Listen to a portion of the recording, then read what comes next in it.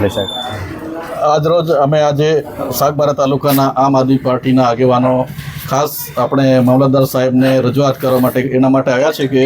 જે સાગબારા તાલુકામાં ખાતરની અછત અત્યારે સર્જાય છે એના માટે એનું વિસ્તરણ બરાબર થાય અને દરેક ખેડૂતને એનું ખાતર મળી રહે એના માટે અમે રજૂઆત કરવામાં આવી અને ઉપરથી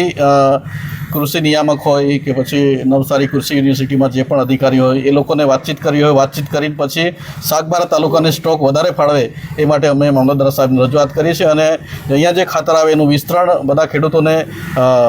બરાબર સરખે ભાગે બધાને વિસ્તરણ થાય એના માટે રજૂઆત કરવામાં આવી. આજે અમે મામલતદાર ઓફિસે જે યુરિયા ખાતરની જે તકલીફ પડે છે એના માટે આજે અમે રજૂઆત કરવા માટે આવેલા. ઘણી વખત આવેદનપત્ર બી આપ્યા છે, પણ આજે અમે ખાસ રજૂઆત માટે જ આવેલા હતા. રજૂઆતમાં અમારી એવી હતી કે અહીંયા જે કંઈ યુરિયા ખાતર આવે છે એમાં જે મેનેજમેન્ટ પ્રમાણે જે દરેક વ્યક્તિને જે 2 થેલી 3 થેલી 4 થેલી જે કંઈ યુરિયા મળવું જોઈએ એ પણ નથી મળતું. અને આ વરસાદની સિઝનમાં પણ જો યુરિયા નહીં મળશે તો લોકોને આગળ જતાં બહુ જ તકલીફ પડશે. બધા આજે સાગબારા તાલુકો છે, ખેતી આધારિત તાલુકો છે, અને જો યુરિયાના ટાઈમે યુરિયાની નંખાશે તો દરેક અનાજ પાકમાં જે વિકાસ થવો જોઈએ તે નહીં થાય. એના માટે મામલતદાર સાહેબને રજૂઆત કરી છે. મામલતદાર સાહેબે અમને આશ્વાસન આપ્યું છે કે અમે દરેક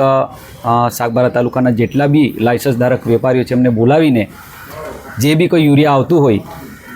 એ કઈ દુકાને કેટલું યુરિયા આવે છે અને કેટલો સ્ટોક છે, એમાંથી કેટલા લોકોને ત્યાં યુરિયા મળશે, બીજી દુકાને કેટલો સ્ટોક આવે છે એની માહિતી આ બધી લઈને અમે બધાને મિટિંગ લઈને લોકોને જાણ કરીશું એવું અમને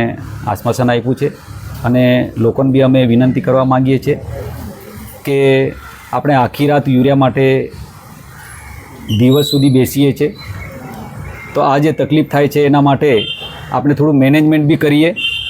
જેથી કરીને આપણા ખેતરમાં યુરિયા વ્યવસ્થિત પડે. અને યુરિયા જ્યારે આવતું હોય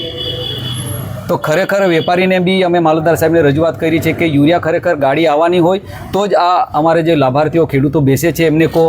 કારણ કે યુરિયા આવશે એમ કરીને આખી રાત અને આખો દિવસ વીતી જાય છે ત્યાં સુધી યુરિયા નથી મળતું. એટલે મામલતદાર સાહેબે અમને એ પાછું બીજું આશ્વાસન આપ્યું છે કે